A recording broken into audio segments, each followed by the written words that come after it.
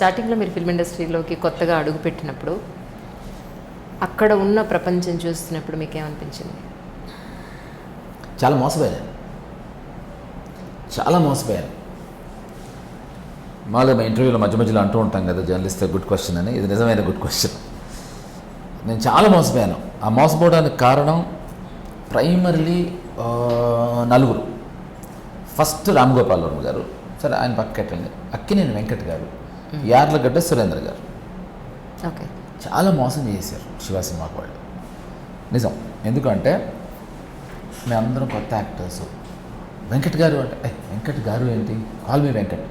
సురేంద్ర గారు అంటే సురేంద్ర గారు call just call Surendra. So అందరం కలిసి క్రికెట్ ఆడేవాళ్ళం. అండ్ ఆయన నాగేశ్వరరావు గారు అబ్బాయి కదా, నాగార్జున గారు బ్రదర్ కదా, మా సినిమా ప్రొడ్యూసర్ కదా, అవుట్ అవుతే ఇంకోసారి ఆడండి అనేవాళ్ళం కాదు. క్రికెట్లో అని లాక్కునేవాళ్ళం.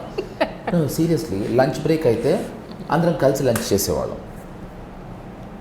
Not always, some times. So ఇదేమో సినిమా ఇండస్ట్రీ ఇలాగే ఉంటుంది కాబోలు, ప్రొడ్యూసర్స్ ఇలాగే ఉంటారు కాబోలు అని నా ఫస్ట్ స్టెప్లో మోసపోయాను. అది వాళ్ళ గొప్పతనం అనేది అప్పుడు తెలియలేదు.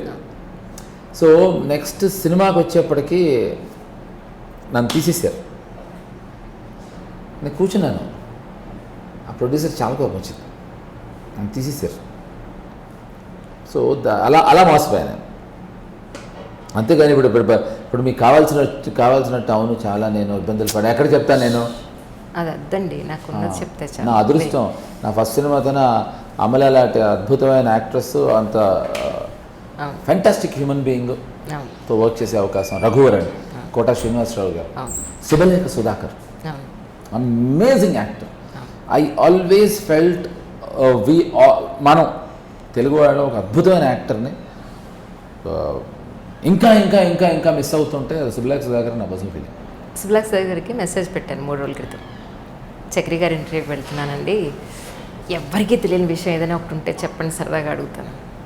నో అమ్మా, he's really fantastic actor, very good human being. నాకు నిజంగా ఈ విషయం తెలియదు, నాకు మెసేజ్ పెట్టారు, ఐల్ షో యూ. కాదు, నాకు నిజంగా తెలియదు కదా ఈ విషయం. అవును, తెలియకుండా ఎందుకు చెప్తున్నానంటే తనకున్న కల్చర్. ఇప్పుడు నేను 15-16 ఏళ్ళ కుర్రాడి నుంచి అప్పటికి శుభలేఖ సుధాకర్ చక్రవర్తి గారు అస్సలు ఆ మర్యాద, పద్ధతి. ఇన్ఫ్యాక్ట్ నన్ను తీసేసిన సినిమాలోకి పాపం రికమెండ్ చేసింది ఆయనే. నన్ను చాలా మంచి యాక్టర్ అండి, మీరు చూడండి. ఇంకా సినిమా రిలీజ్ అవ్వలేదు శివ. నన్ను పాపం ఆయనే రికమెండ్ చేసి, సుమన్ హీరో, గౌతమి హీరోయిన్, పాపం పంపించారు ఆయన. నాకేం తెలుసు, ఇలాగే ఉండాలి కాబోలు అనుకుని ఇట్టగే ఉన్నా. తేడా కొట్టింది. ఆయన పర్సనల్గా నాకు పెద్దగా తెలియదు కానీ Anjali, but professionally I like him so much అని పెట్టారు. అంటే ఆయనకి పర్సనల్గా నా గురించి ఎక్కువ తెలియకపోవచ్చు, బట్ నాకు ఆయన గురించి పర్సనల్గా చాలా ఎక్కువ తెలుసు. ఎందుకంటే ఆయన అంటే చాలా ఇష్టం నాకు. ఐ రియలీ అదే అంటున్నా కదా, మనం తెలుగులో ఆయన్ని అద్భుతంగా ఆయన చేయాల్సిన చాలా చేశారు, ఇంకా చాలా చేయాలి, ఎందుకో తెలియదు అది. I don't know somewhere. So అలాంటి ఒక మహానుభావులందరితో చేసే అవకాశం వచ్చిన శివతో, అంత గొప్ప ప్రొడ్యూసర్స్తో చేసి అలాగే ఉంటుంది కావాలి బయట అనుకున్నాను. సో అది నా బ్యాడ్ ఎక్స్పీరియన్స్.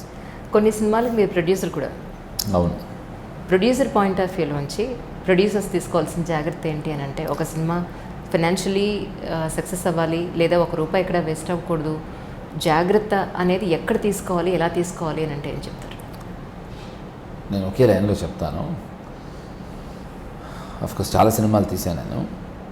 యాక్చువల్లీ ఏంటంటే మనం మిస్టేక్స్ చేస్తాం కదా.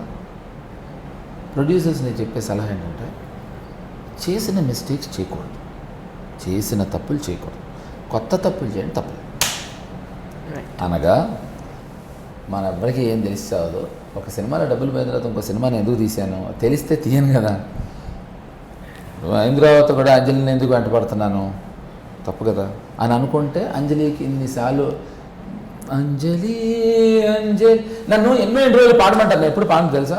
అవును, నేను పాడను, అస్సలు పాడను. ఎక్కడ మీ వాయిస్ లేదు నిజంగా. I am really so happy. నేను బాలు గారు, నేను ఎస్వి బాలసుబ్రహ్మణ్యం గారికి చెప్పాను,